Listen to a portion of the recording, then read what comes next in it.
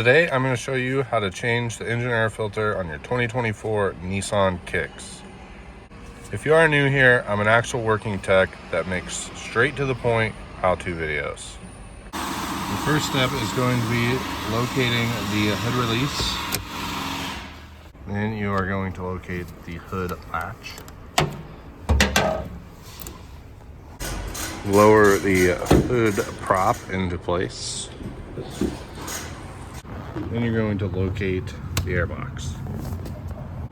On this airbox, 2 clips. You're going to release those clips and lift the airbox up and out of the way. Remove the old air filter. Then you are going to install your new air filter. Make sure that this little notch is pointing towards the left side of the car because it fits nicely into this part of the airbox.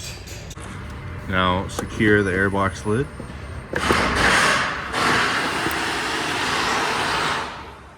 And reinstall the clips.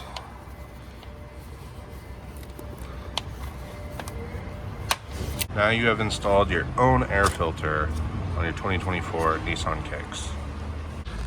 If this helped you at all, give this video a like and comment down below what else you'd like to see.